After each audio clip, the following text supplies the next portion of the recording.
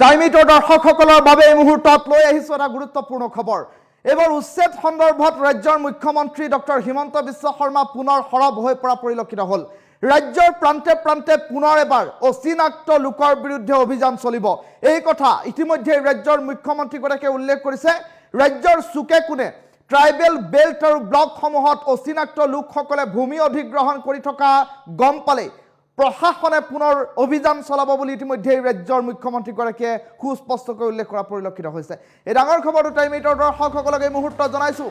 উচ্ছেদক লৈ ৰাজ্যৰ মুখ্যমন্ত্ৰী ডক্টৰ হিমন্ত বিশ্ব শৰ্মাৰ ডাঙৰ মন্তব্য। শীঘ্ৰেই অসমৰ চুকে কোণে চলিব বৃহৎ উচ্ছেদ অভিযান।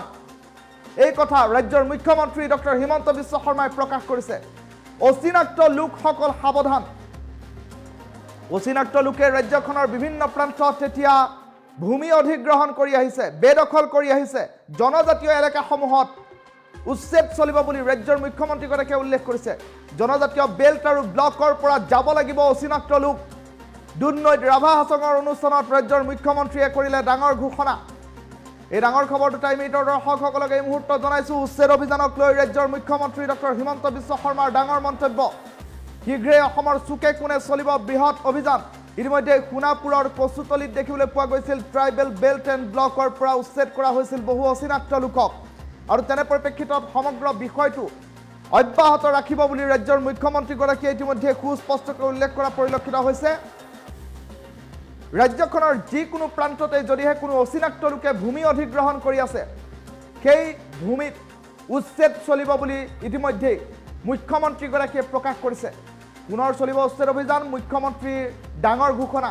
অচিনাক্ত লোকসকল সাৱধান, কিয়নো ৰাজ্যৰ মুখ্যমন্ত্ৰী ডক্টৰ হিমন্ত বিশ্ব শৰ্মাই উচ্ছেদ সন্দৰ্ভত পুনৰবাৰ এক ডাঙৰ মন্তব্য কৰা পৰিলক্ষিত হৈছে।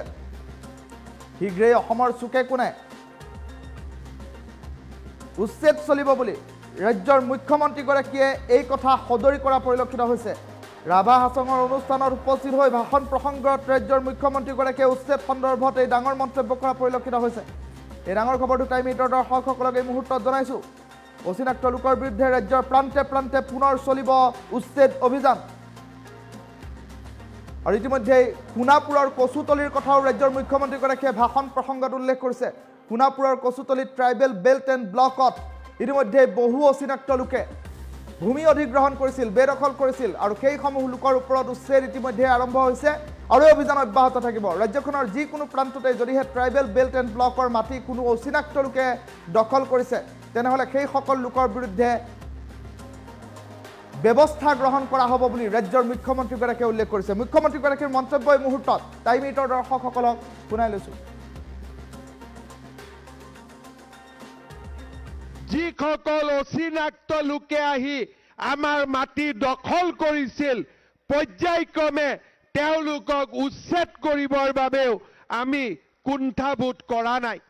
আজি আমাৰ এইখন চৰকাৰে বহু বছৰৰ মূৰত প্ৰথমবাৰৰ বাবে আমাৰ জনজাতীয় ভূমি ট্ৰাইবেল বেল্ট আৰু ব্লকসমূহক অচিনাক্ত লোকসকলৰ পৰা সুৰক্ষিত কৰাৰ কাৰণে কাম কৰিছে।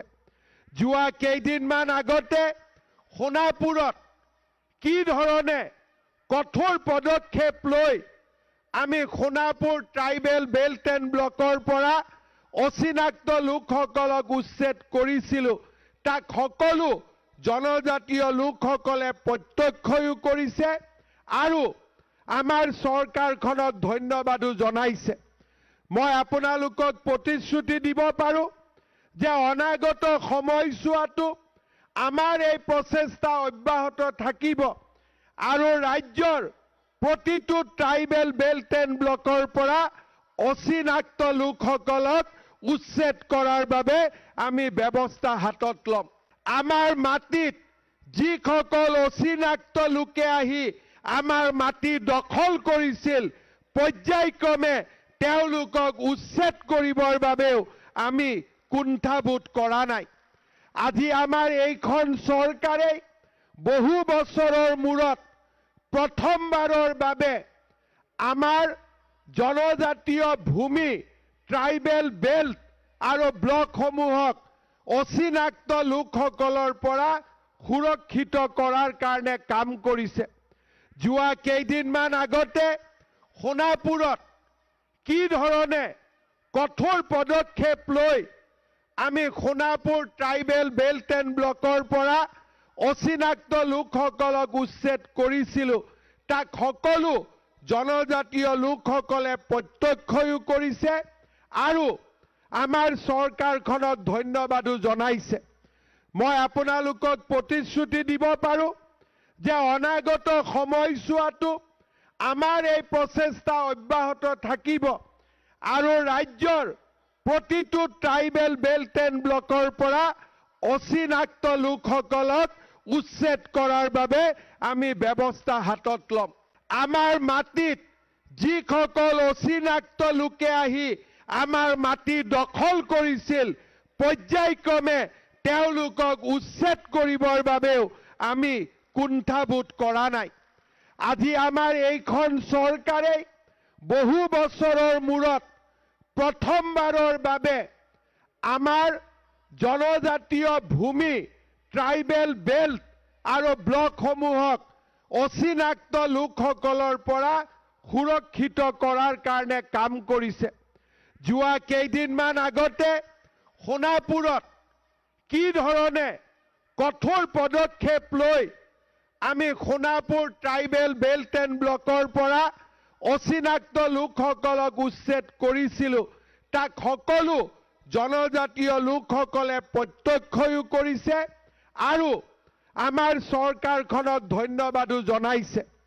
মই আপোনালোকক প্ৰতিশ্ৰুতি দিব পাৰোঁ যে অনাগত সময়ছোৱাতো আমাৰ এই প্ৰচেষ্টা অব্যাহত থাকিব আৰু ৰাজ্যৰ প্ৰতিটো ট্ৰাইবেল বেল্ট এণ্ড ব্লকৰ পৰা অচিনাক্ত লোকসকলক উচ্ছেদ কৰাৰ বাবে আমি ব্যৱস্থা হাতত ল'ম।